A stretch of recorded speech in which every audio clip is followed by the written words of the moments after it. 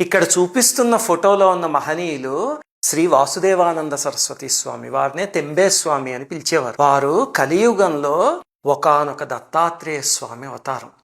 శృంగేరి పీఠాధిపతి నృసింహభారతి స్వామి ఉండేవారు కదా, మహానుభావులు. వారు వీరిని శృంగేరి పిలిచి అయం హి భగవాన్ సాక్షాత్ దత్తాత్రేయో సమమ్యతి అని కీర్తించారు. అంటే వీరు సాక్షాత్తు దత్తాత్రేయ స్వామి అని. అంతటి మహనీయులు ఎన్నో దత్తాత్రేయ స్తోత్రాలను ఇచ్చారు. దత్తాత్రేయ స్వామి తన యొక్క రహస్యాలని మానవాళికి అందించటానికి కిందకి దిగొచ్చిన స్వరూపమైన ఎన్నో దత్తాత్రేయ స్తోత్రాలను ఇచ్చారు, ఎంతో మంత్రపూరితమైనవి. అవి చదువుకుని ఎందరో ఉద్ధరింపబడ్డారు కూడా. అయితే ఒకసారి ఏమైంది, ఒక గృహస్థు ఆయన దగ్గరికి వచ్చాడు. అతని జీవితం చాలా ఘోరంగా ఉండేది. బాబు, మన భాషలో చెప్పాలంటే సినిమా కష్టాలు అంటాం చూడండి, అలాగా.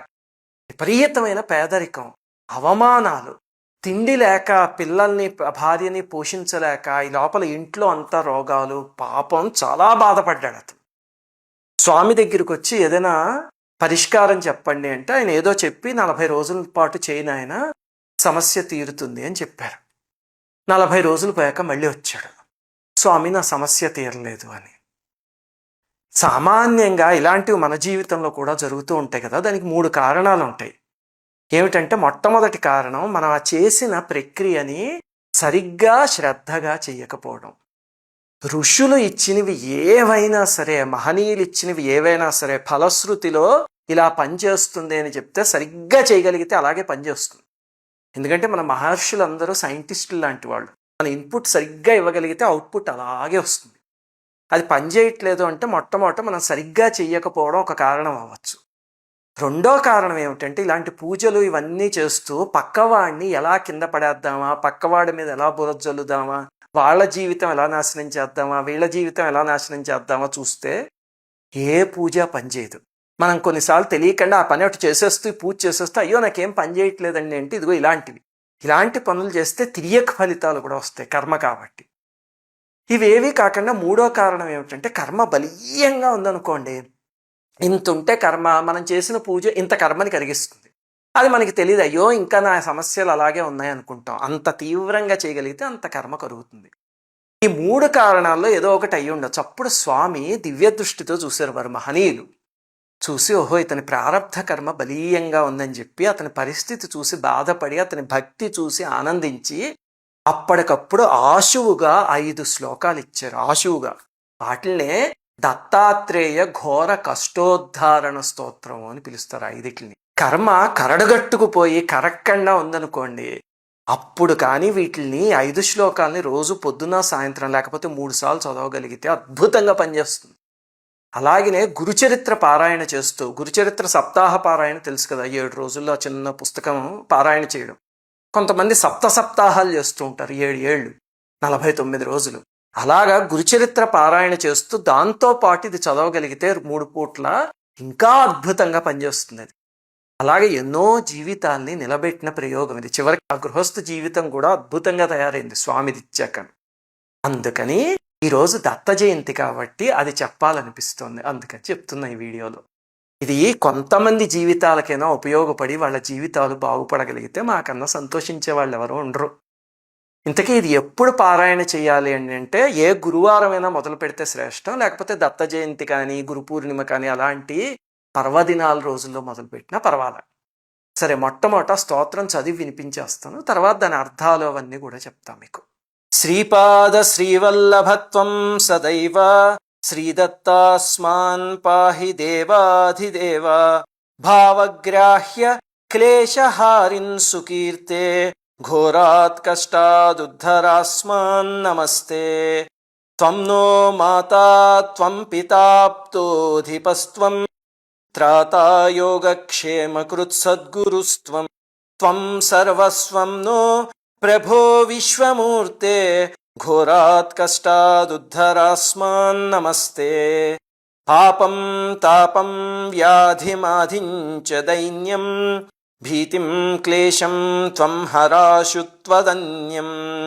త్రాతారం నో వీక్ష ఈశాస్తజూర్తే ఘోరాత్ కష్టాదుద్ధరాస్మాన్ నమస్తే.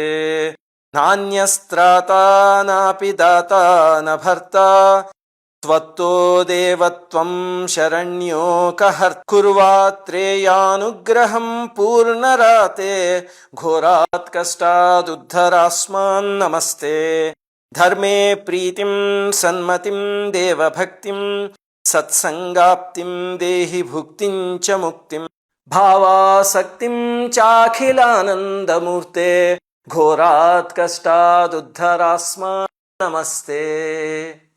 ఇది దత్తాత్రేయ ఘోర కష్టోద్ధారణ స్తోత్రం. మీకు ఈ స్తోత్రం వచ్చేసింది కాబట్టి ఇక్కడతో ఆపేదలుచుకుంటే ఆపేయింది. లేదండి అర్థాలు తెలుసుకుంటే అనుభూతితో చదవగలను అనుకుంటే అప్పుడు మిగతా వీడియో వినండి. ఇందులో మొత్తం 5 శ్లోకాలు ఉన్నాయి కదా. మొట్టమొదటి శ్లోకం స్తుతి. అక్కడ శ్రీపాద శ్రీవల్లభత్వం సదైవ శ్రీ దత్తాస్మాన్ పాహి దేవాధిదేవ భావగ్రాహ్య క్లేశహారం సుకీర్తి. అంటే స్వామి నువ్వు దేవాధిదేవుడివి, నువ్వే శ్రీపాద శ్రీవల్లభ స్వామివి, నువ్వు క్లేశహారిన్ సుకీర్తే కష్టాలని తొలగించడం అనే దాంట్లో ఎంతో కీర్తి ఉన్నవాట స్వామి. అలాంటి స్వామి ఘోరాత్ కష్టాద్ ఉద్ధరాస్మాన్ నమస్తే. స్వామి నీకు నమస్కారం, నన్ను ఘోరమైన కష్టాల నుంచి, కష్టాల్లో కూరుకుపోయి ఉన్నాను స్వామి, ఉద్ధరించు అని. ఈ ఆఖరిది మకుటం అంటారు. ఇది స్తోత్రంలో మొత్తం ప్రతి శ్లోకంలోనూ ఆఖరి లైన్ వస్తుంది. ఎందుకంటే స్వామి ముందు స్వామి ఘోరమైన కష్టాల్లో ఉన్నా ఉద్ధరించు ఉద్ధరించు అని ప్రార్థిస్తే అప్పుడు స్వామి కారుణ్యం మన మీద పడితే 5 నిమిషాల్లో పైకి వస్తాం మనం. అందుకని 5 సార్లు పెట్టారు ఆయన. మొట్టమొదటి శ్లోకం స్తుతి అని చెప్పాను కదా. ఎందుకు అంటే ఏ దేవతకైనా మీరు ప్రార్థన చేస్తుంటే మొట్టమొదట ధ్యాయామి ఆవాహయామి అంటారు. అంటే దేవతని అక్కడ తీసుకొచ్చి కూర్చోబెట్టి ఆ తరువాత మన మొరలు వినిపిస్తారు. అలా కూర్చోబెట్టేది మొట్టమొదటి స్తుతి. ఇప్పుడు 2వ శ్లోకంలో ప్రస్తుత పరిస్థితి చెప్తున్నారు చూడండి. కష్టాలు వస్తే మొట్టమొదటి జరిగేది ఏమిటో తెలుసా? అందరూ దూరం అయిపోతారు. చివరికి కొంతమందికి అయితే జీవితంలో భార్యాపిల్లలు కూడా దూరం అయిపోయి కష్టపడే వాళ్ళు ఉంటారు. అలాంటి పరిస్థితిని ఇక్కడ వివరిస్తున్నారు చూడండి. త్వంనో మాతా త్వం పితాతోధిపస్త్వం. అంటే సామాన్యంగా ఎవరికైనా కష్టాలు వచ్చాయనుకోండి, ఎవరితో చెప్పుకుంటారో? తల్లితోనో తండ్రితోనో చెప్పుకుంటారు, అంతేనా? అది సేఫెస్ట్. తల్లి తండ్రి లేరనుకోండి, అప్పుడు బంధువులతో చెప్పుకుందాం అంటే చూడండి, సామాన్యంగా ఎక్కువ మంది బంధువులు ఏమిటంటే మీరు జీవితంలో పైకి ఎదిగితే ఏడుస్తూనే ఉంటారు. మిమ్మల్ని ఎలాగా కాళ్ళు పట్టుకుని కిందకి లాగేద్దామా, మీరు పేరు సంపాదించుకుంటున్నారు అనుకోండి, ఓ బకెట్ బుర్ర తీసుకొచ్చి మీ మీద ఎలా చల్లుదామా అని చూసేవాళ్ళు ఎక్కువ ఉంటారు. కొంతమంది మంచి బంధువులు ఉండొచ్చు అదృష్టవశాత్తు, కానీ మెజారిటీ ఇలా ఉంటారు.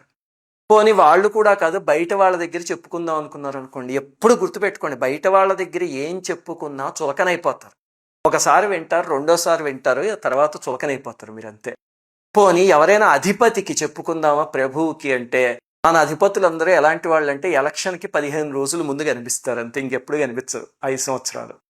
పోనీ సద్గురువు ఎవరికైనా చెప్పుకుందామంటే ఎవరు గురువు మనకి?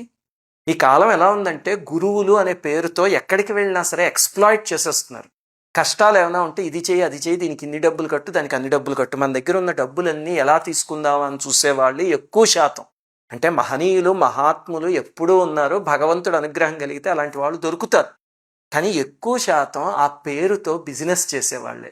మరి ఎవరికి చెప్పుకుంటారు మీ కష్టాలు, మీ ప్రస్తుత పరిస్థితి అంటే? ఇదిగో ఇక్కడ చెప్తున్నారు, స్వామి నువ్వే తండ్రివి, నువ్వే తల్లివి, నువ్వే ఆప్తుడివి, నువ్వే ప్రభువి, నువ్వే త్రాత అంటే రక్షించేవాడివి, సద్గురువు కూడా నువ్వే స్వామి, నువ్వే నా సర్వస్వం, ఇంకేంటి నాకు బెంగ, నువ్వు ఉన్నావు కదా, అందుకనే నీకు చెప్పుకుంటున్నాను నా ప్రస్తుత పరిస్థితిని అని. అంటే స్వామి కానీ బాగానే ఉందిరా, ఎందుకు మొదలు పెట్టావు ఇవన్నీ అంటే స్వామికి జస్టిఫికేషన్ ఇస్తున్నారు అనమాట. ఇవన్నీ ఆయన కావాలని రాసినవి కాదు, ఆశువుగా చెప్పిన అద్భుతమైన శ్లోకాలు. ఇంకా 3వ శ్లోకం, ఇది తన మొరలు వినిపిస్తున్నారు, ఏమిటి కష్టాలు అనేది.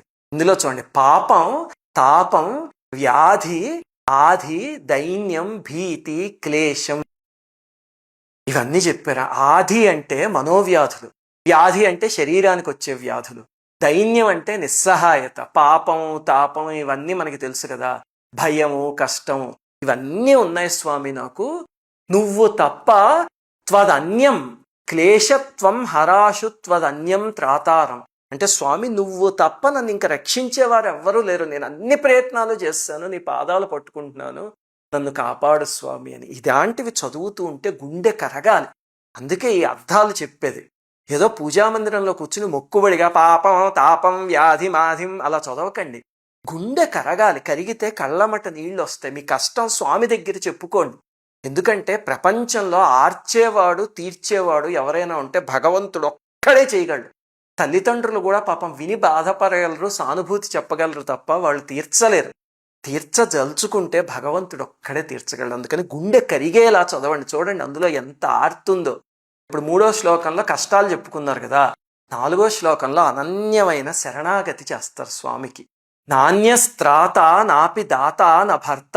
స్వామి నువ్వు కాకుండా ఇంకా రక్షించేవాడు కానీ, దాత అంటే ఇచ్చేవాడు కానీ, భర్త అంటే భరించేవాడు కానీ వీళ్ళెవ్వరూ లేరు. నీకన్నా దేవుడు ఇంకెవళ్ళు లేరు, నీకన్నా శరణిచ్చేవాళ్ళు ఎవరూ లేరు. ఓ ఆత్రేయ అంటే అత్రి మహర్షి కుమారుడు అనమాట దత్తాత్రేయ స్వామి. నువ్వు నన్ను రక్షించు స్వామి, నీ పరిపూర్ణమైన అనుగ్రహాన్ని నా మీద ప్రసరింపచేయి అని అనన్యమైన శరణాగతి చేస్తున్నారు. అంటే గజేంద్రుడు నీవే తప్ప నితఃపరం బెరుగనంటారు.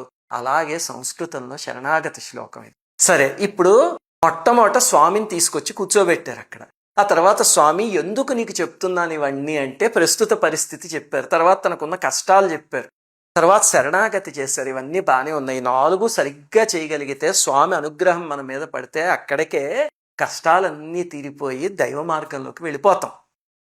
అలా జరిగితే కనుక అది క్యూర్.